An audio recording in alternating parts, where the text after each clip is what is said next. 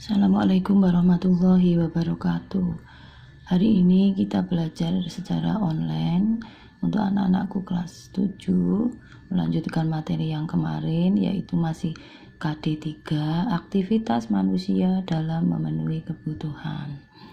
Kalian akan belajar tentang kegiatan ekonomi. Kegiatan ekonomi yang sudah pernah kalian kenal itu ada 3, dibagi menjadi 3, yaitu kegiatan produksi, kegiatan distribusi, dan kegiatan konsumsi. Hari ini kalian akan mempelajari satu persatu kegiatan ekonomi tersebut. Yang pertama adalah kegiatan produksi. Kalian perlu ingat kembali bahwa kegiatan ekonomi adalah usaha yang dilakukan manusia untuk memenuhi kebutuhannya. Kegiatan ekonomi ini dilakukan oleh masyarakat. Kemudian salah satu dari tujuan kegiatan ekonomi itu adalah apa sih? Terutama pada kegiatan produksi ini. Nah, kegiatan produksi ini adalah kegiatan yang menghasilkan barang atau jasa untuk memenuhi kebutuhan manusia. Nah, kalian tadi sudah mengenal ada 3 macam kegiatan ekonomi seperti ini, okay? Kemudian khususnya adalah untuk kegiatan produksi. Nah, kegiatan produksi tadi bagian dari kegiatan ekonomi. Artinya kegiatan yang dilakukan manusia untuk menghasilkan atau membuat barang atau jasa, atau meningkatkan nilai guna suatu barang dan jasa agar lebih bermanfaat untuk memenuhi kebutuhan manusia. Nah, orang atau badan yang melakukan kegiatan produksi ini namanya produsen. Produsen menghasilkan barang atau jasa untuk dijual guna memenuhi kebutuhan, bisa untuk dia sendiri ataupun bila dijual berarti untuk orang lain. Nah, dalam kegiatan produksi ini ada kegiatan mengolah bahan mentah atau bahan baku menjadi bahan setengah jadi, atau mengolah bahan mentah atau bahan baku menjadi barang jadi yang siap dikonsumsi oleh manusia. Nah, anak-anak, ada juga disebutkan di sini kegiatan mengolah bahan setengah jadi menjadi bahan jadi atau barang siap dipakai dikonsumsi. Dalam kegiatan produksi ini dibutuhkan faktor-faktor produksi. Ada 4, yaitu faktor produksi alam, faktor produksi tenaga kerja, faktor produksi modal, dan faktor produksi kewirausahaan.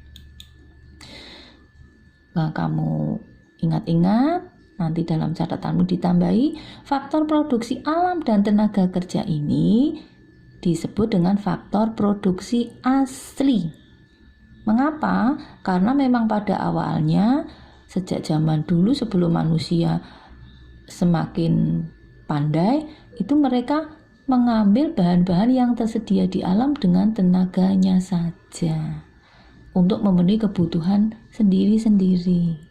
Kemudian manusia semakin maju, semakin pandai lah katakanlah seperti itu, maka mulai berpikir bagaimana supaya mereka mendapatkan keuntungan. Nah, mereka mengolah kemudian dijual kepada orang lain, atau muncullah kegiatan perdagangan yang membutuhkan modal dan kepandaian, keahlian atau kewirausahaan.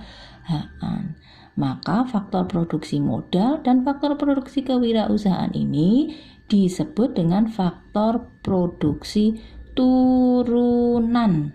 Jadi ada 2 faktor produksi itu, yaitu faktor produksi asli dan faktor produksi turunan. Sekarang kalian perhatikan gambar-gambar tentang kegiatan produksi pada tabel tersebut. Nomor 1, kalian baca ada petani sedang menanam sayur, berarti melakukan kegiatan produksi juga. Kemudian gambar nomor 2, ada pabrik. Pabrik mungkin yang belum dicontohkan di sini, pabrik jaket atau konveksi jaket. Yang nomor 3 adalah perusahaan atau produsen tahu, ya, membuat tahu. Kemudian yang nomor 4, gambar apa? Produsen barang-barang elektronik. Salah satunya adalah membuat telepon seluler atau HP. Demikian tentang kegiatan produksi. Berikutnya ini latihan kamu kerjakan di buku catatan. Amatilah 2 kegiatan produksi di sekitar lingkunganmu saja. Boleh industri, boleh perusahaan kecil atau perusahaan rumah tangga yang ada di sekitarmu atau yang kamu lalui dan pernah kamu lihat. Ada 2 ya. Kegiatan produksi yang kalian amati itu apa? Nah, ini kegiatannya produksi titik-titik. Nama barangnya apa? Siapa pemiliknya? Kalau tahu beserta alamatnya. Dan satu lagi yang kamu amati yaitu kegiatan produksi apa? Kemudian barangnya apa? Kemudian nama pemilik dan alamatnya kalau bisa. Nama pemilik dan nama alamatnya, nama barang dan seterusnya. Seperti ini ya, ada 3. Demikian untuk memahami kegiatan produksi. Silahkan dipahami kembali.